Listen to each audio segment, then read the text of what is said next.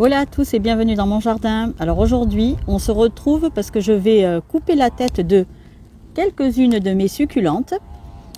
Donc je vais vous montrer ça et je vais également vous expliquer pourquoi je fais ça.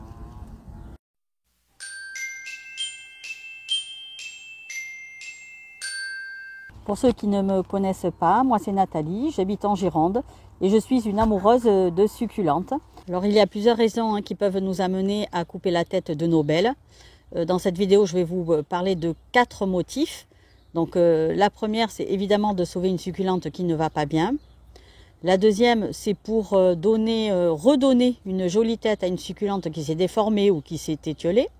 La troisième, c'est pour obliger une succu à faire des bébés. Et la troisième, c'est un peu le même but finalement, c'est pour remplir un pot. Je vais rapprocher la caméra, puis on va commencer à couper les têtes. Alors avant de commencer, une petite parenthèse, je voulais vous montrer ces Sempervivum. Ce sont des Gold Nuggets et je vous les montre parce qu'ils ont une couleur mais magnifique.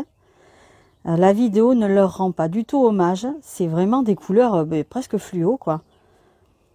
C'est des Sempervivum que j'ai depuis peu, je les ai trouvés vraiment par hasard en jardinerie, à Jardiland en fin d'année. Et moi quand je les vois avec ces jolies couleurs, je me demande encore comment on peut trouver en jardinerie ces succulentes colorées artificiellement là, avec cette peinture. Je comprends pas. Alors bon, bien sûr il en faut pour tous les goûts, mais moi je trouve que les succulentes de par elles-mêmes, elles offrent des couleurs mais tellement magnifiques que je vois pas l'utilité d'en prendre certaines et de les colorer. Regardez-moi ça, c'est super joli. Je sais pas ce que vous en pensez vous, mais moi voilà, je trouve que il n'y a pas besoin de ça quoi. Voilà, c'était juste une petite parenthèse. Voici la première plantoune et le premier motif. Donc ici, vous reconnaissez peut-être la Graptoveria Phantom. C'est celle qui a participé au test testant la résistance de quelques succulentes au froid. Donc elle a fait partie du test et elle a remporté haut la main sans souci à cette fantôme. Donc vous voyez, hein, elle a les rosettes qui sont super tristes, avec une coloration un petit peu spéciale. Ce qui lui arrive en fait à elle, c'est sa tige qui est vilaine. On voit également ici, je vais vous montrer d'un petit peu plus près, des racines qui se sont formées. Et quand on voit des racines comme ça, ça veut dire que la plante, elle essaye de se sauver par elle-même. Hein. Moi, je pense donc que cette tige ne lui permet plus de se nourrir comme il faut, en fait. Je pense que la tige, elle doit être pourrie quelque part. Enfin, il y a un problème. Donc, pour l'aider, pour sauver ces rosettes qu'on peut encore rattraper, même si j'avoue que j'ai attendu longtemps avant de réagir. Voilà, on va couper les têtes de ces rosettes. Vous vous rappelez, cette plantoune, elle avait quelques feuilles qui étaient tombées dans le pot et donc ça avait été né des petits bébés et ces petits bébés ont eux aussi résisté au froid et au gelé tout l'hiver sans aucune protection et en plus c'est une plantoune donc qui recevait la pluie donc elle a eu droit à l'humidité plus gelée et même les bébés là ont résisté donc c'est une championne. Mais bon, là, on va essayer de faire quelque chose pour elle. Donc, j'ai mes petits accessoires là que j'ai déjà nettoyés. Et on va essayer de faire quelque chose. Donc, pour cette petite plantoune, moi, je vais tout couper. Je vais tout couper pour essayer de sauver tout ça. Hop, on va mettre là. On va sortir ça. Mettre les rosettes là dedans. Donc on va couper, hop, celle-ci. Vous voyez, elle avait elle avait fait des racines qui s'étaient déjà mis dans le substrat pour essayer un autre moyen de vivre, de se nourrir. Elles ont de la ressource, hein, ces succulentes. Mais bon, hop, on va l'aider, on va faire autrement. Je lui laisse les racines, je verrai plus tard. Voilà. Celle-ci, elle est carrément... pareil ici, elle ne tient plus sur la tige. On coupe. Déjà des petites racines ici aussi. Et hop. Mais c'est vrai que la tige, je ne sais pas si on voit, mais c'est pas super vert, hein. Il y a du marron, donc vous voyez, ça commençait à monter, hein. Ça, la tige n'allait pas bien. Donc, je crois que je vais être obligée de couper les racines qui sont apparues, mais on voit quand même du marron. On va tenter comme ça, mais il y a quand même du marron. Alors, ici, hop, ouais, voilà. Hop, on coupe. La pauvre. Voilà. Celle-ci aussi, elle est complètement... la tige, elle tenait plus, quoi. Je sais pas si on voit là. Hop, elle est carrément... hop. Donc pareil, hein, elle avait fait des racines pour sauver sa peau. Bon, j'ai coupé, hein, hop. Que je vais couper, hop.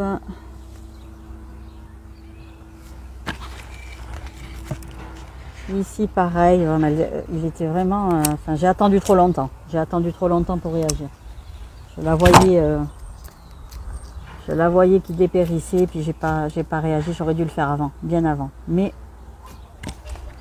donc voilà, ça c'est la rosette principale qui a réduit fortement. On va lui couper la tête aussi.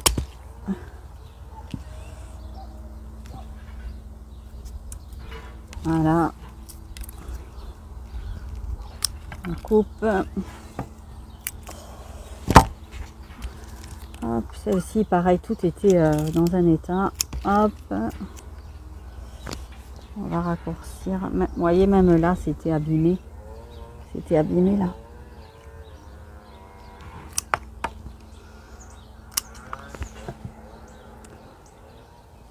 Voilà. Et la dernière ici. Hop. Il y a même un... Alors, je sais pas si vous allez voir, mais il y a une feuille qui s'était plus ou moins détachée de la tige. Et il y a un bébé qui est né juste au début, là. Trop rigolo. Ah, je vais la sortir. Hop. Voilà. Je faisais des fleurs quand même, hein. Des tiges florales à venir, malgré le fait qu'elles soient en pas super santé, elle nous fait quand même des tiges florales. Et celle-ci, mais celle-ci, elle est dans le substrat. Je vais la sortir. Ah oui. Je vais me la sortir aussi.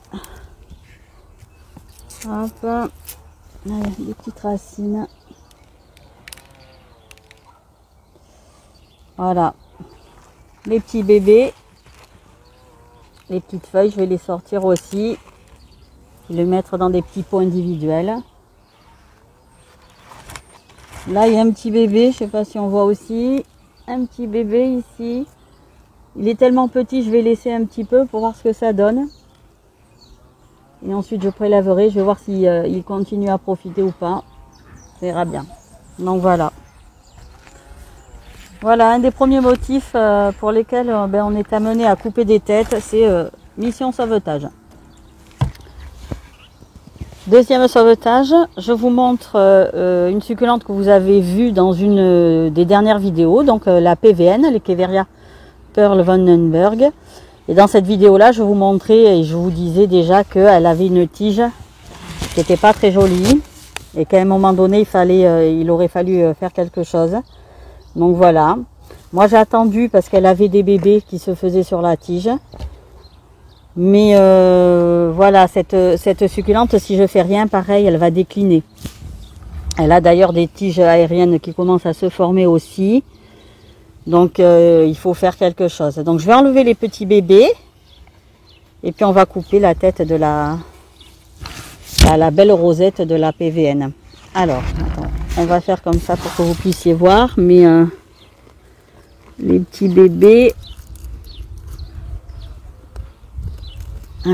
on va le faire avec Avec mon petit appareil. Hop. Voilà. Hop. On enlève les bébés. Est-ce que je laisse les tout petits encore? Non, j'enlève. J'enlève les tout petites. Les toutes petites aussi. Allez, on enlève tout. Voilà. On va replanter. On va garder les petites feuilles qui sont là. On sait jamais, c'est tout petit, mais on sait jamais. Et la grosse rosette, eh ben on va y aller.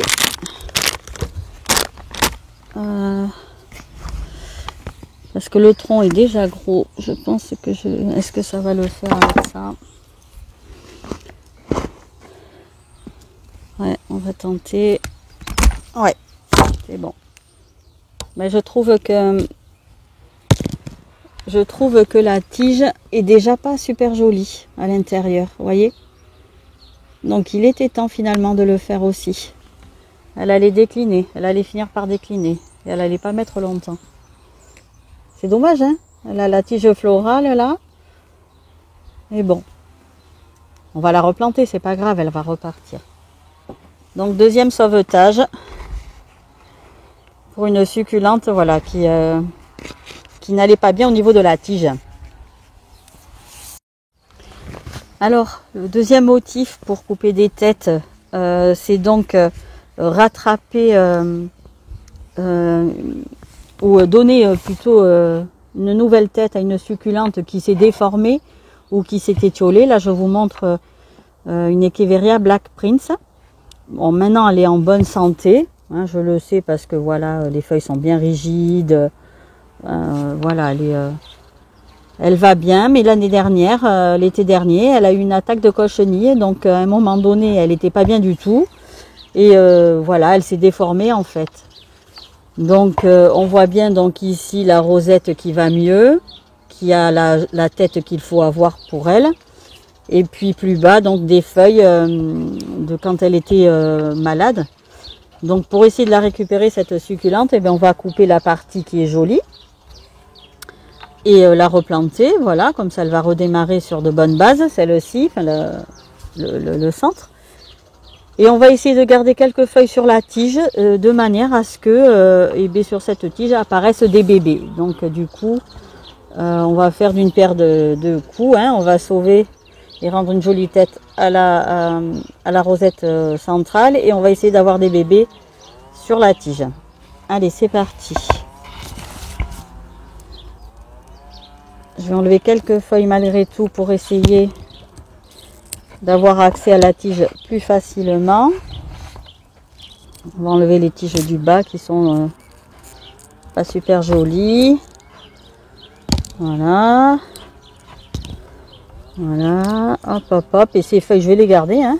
Même si elles sont pas super jolies, elles vont certainement faire des bébés. Donc on va s'en servir. Voilà. Et hop, on nettoie.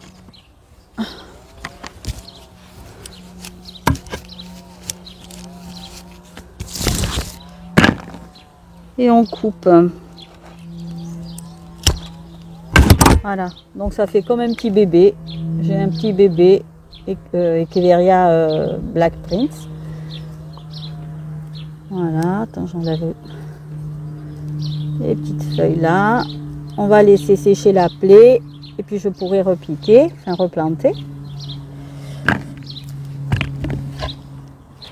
Et la tige, on va la laisser comme ça. Moi, j'espère bien qu'elle va me faire des bébés là tout autour et puis sur la tige aussi. Voilà, on va être patient et ça devrait pouvoir le faire. Deuxième plante qui s'est déformée. Alors je ne saurais pas vous dire pourquoi, est-ce qu'elle a manqué de luminosité à un moment donné, je ne sais pas, parce que pourtant elle est restée au même endroit tout le temps. Je ne sais pas vous dire pourquoi elle s'est déformée comme ça. Mais pareil, hein, on voit ici la rosette qui a une jolie tête. Et puis le restant, il y a des feuilles plus ou moins longues, courtes, enfin bon. Le reste n'est pas joli. Donc moi j'ai envie voilà, de couper la partie qui est jolie, la replanter. Et comme pour la Black Prince, on va garder le restant qui servira à faire des bébés. Et pareil, je vais laisser quelques feuilles. Alors là c'est un peu compliqué parce que les feuilles sont bien serrées. Donc la belle Echeveria Lola, je ne sais pas si je vous ai dit, c'est l'Echeveria Lola. Allez, on va essayer d'enlever des feuilles pour avoir accès. Non, celle-ci elle s'est cassée, donc elle ne servira pas. Celle-ci c'est bon. Celle-ci c'est bon, je pourrais m'en servir pour faire des bébés. Celle-ci c'est bon. On est ok, donc celle-là n'est pas bonne. Hop, hop, on est bon. On est bon. Je vous ai pas montré, pardon. On est bon. Pour que ça marche, le bouturage par feuille, il faut vraiment qu'on puisse enlever la feuille dans sa totalité. Il faut que rien ne reste sur la tige. Ici, on est bon. On est bon. Hop. On enlève. Allez, viens, ma chérie. Hop. Hop. Ça, c'est le morceau qui va pas. Et du coup, voilà, je vais pouvoir couper. Maintenant, hop, pardon, je vais pouvoir couper. Il y a suffisamment d'espace pour que je puisse passer mes petites, mon sécateur. Allez, c'est parti. Hop. Et voilà. Donc elle était saine, hein, la tige elle est saine, hein, de la Lola. Mais elle n'était pas jolie comme ça, voilà. Maintenant la partie qui est jolie, je vais la replanter. Et on va garder l'autre pour les bébés. Et là d'ailleurs il y a un autre bébé. On va laisser encore un peu. Voilà. Maintenant, une succulente que j'ai envie d'obliger à faire des bébés. Donc, vous avez reconnu, hein, c'est un Aeonium Mardi Gras. Alors, celui-là, je l'ai acheté il n'y a pas très longtemps. Il est encore dans le substrat d'origine. C'est de la tourbe. Et donc, ouais, j'ai envie d'avoir des bébés Mardi Gras. Je veux qu'ils se ramifient. Donc, je vais lui couper la tête.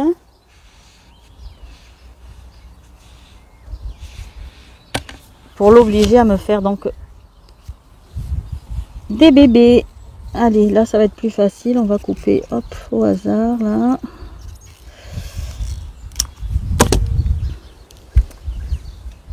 Voilà.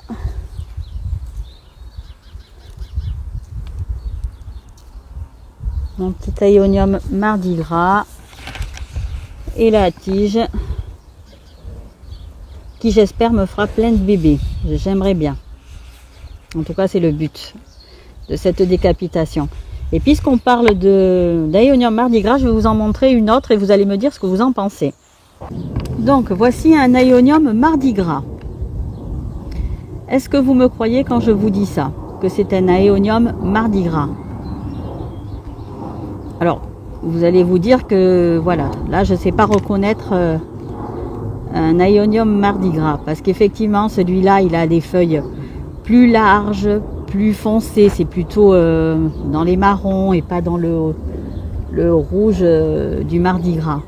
Et pourtant cette tête là que vous voyez, c'est le premier Aeonium Mardi Gras que j'ai acheté. C'est une toute petite rosette, bon, qui s'est développée, qui en a fait d'autres, qui s'est ramifiée. Mais avec le temps, donc les autres rosettes ont bien la tête d'Aeonium Mardi Gras, mais la rosette mère, on va dire, elle s'est transformée.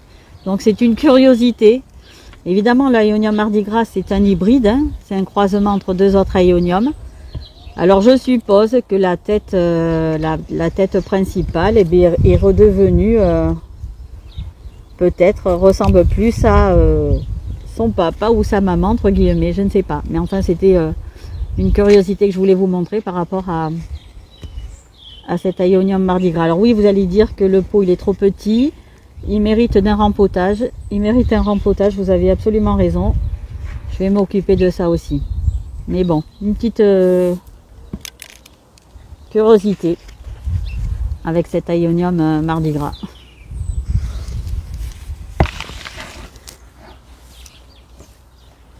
Je vous montre maintenant un Sedum obésum. C'est un petit Sedum que j'ai acheté, il était dans un pot de 5,5, il était tout petit. Donc il s'est plutôt bien développé, hein. Il a même ramifié déjà. Mais voilà, je vais l'aider un petit peu, ce Sedum obésum. J'ai envie, moi, qu'il y en ait un petit peu partout dans ce pot. Donc ce que je vais faire, eh bien, je vais couper la tête, les deux têtes là qui sont là. Et pour pouvoir les replanter et remplir donc mon pot. Ce qui va obliger après la plante à ramifier encore plus au niveau de la tige qui va rester. Et donc du coup, voilà, je devrais avoir plus rapidement un vase plus bien joli et rempli. Donc on va faire ça. Et donc ça, c'est le but de tout ça, c'est de remplir une coupe, un pot, un vase beaucoup plus vite. Alors, ce qu'il faut savoir sur le Sedum obésum, c'est qu'il a besoin vraiment de beaucoup de soleil. Ce Sedum là, il a toujours été au soleil. Voilà, il avait le soleil du matin, donc environ 4 à 5 heures de soleil. Et malgré tout ça, il s'est un petit peu étiolé. Ici, on voit donc des espaces entre les feuilles. À un moment donné, le soleil ne lui a pas suffi. Donc c'est vraiment une succulente qui demande un maximum de soleil. Donc je pense que celle-ci, là, je vais la laisser plein sud pour qu'elle ait le soleil assez vite le matin et puis tout l'après-midi en fait. C'est une succulente qui est très jolie et qui rougit donc au soleil. Elle est super jolie. Elle est aussi solide au niveau du froid. C'est bon à savoir. Allez, on coupe. On va couper. Allez, peut-être. On va enlever cette feuille qui fera des bébés. Allez, viens avec moi. Toi aussi. Voilà. On coupe. Voilà, je vais laisser poser et je pourrai la replanter dans quelques jours. Pareil, je récupère des feuilles. Hop. Et je coupe. Voilà. Donc je pourrai replanter là après. Et là, ça va se ramifier davantage. Et j'aurai donc un joli Sedum obésum, j'espère. Très vite.